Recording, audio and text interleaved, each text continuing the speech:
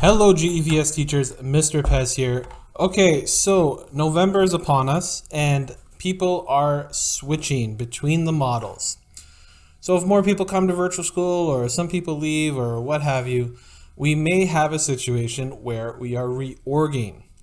So that means that you may have a student that changes to another class or goes to a different model or what have you. The unfortunate thing is, if they change classes, their grades in your gradebook will not go with them.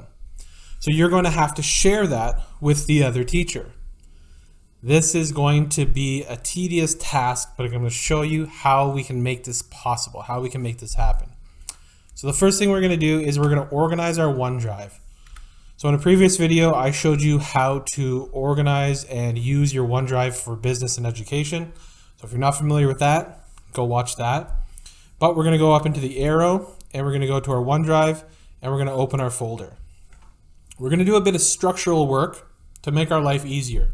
So we're going to right click and we're going to add we're going to add a folder. And we're going to call this whatever our class name is. Now, when we go in there, we're going to create a folder for each student.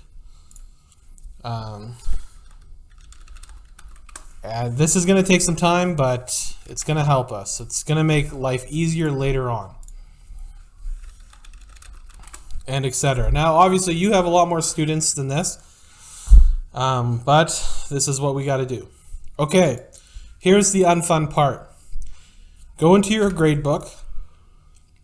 Now, what we want is we want all of their gradebooks to be saved and exported so that the next teacher has access to that information. Unfortunately, you cannot merge all of the gradebooks. So we're going to have to do this for each student by each subject.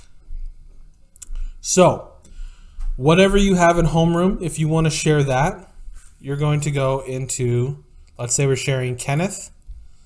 We're going to go into Kenneth's name, and that's going to give everything he's done in homeroom in a detailed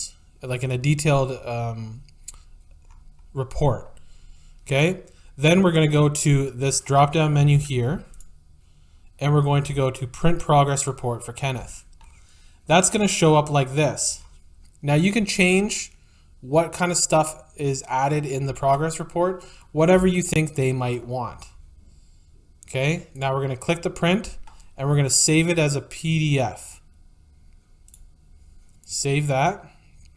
And here's the important part. We're going to find our OneNote. So here's my OneDrive. Sorry, not my OneNote, my OneDrive. And I'm going to go find my class. Here's my class name. And then I'm going to go find Kenneth's name. So conceivably, let's call him student 1. Then I might put the subject here. I'm going to put homeroom. And I'm going to save that. Okay, now I'm going to X out of that and I'm going to go to my next subject, language arts. All right, I see Kenneth. He doesn't have any assignments. Oh, he has one graded assignment.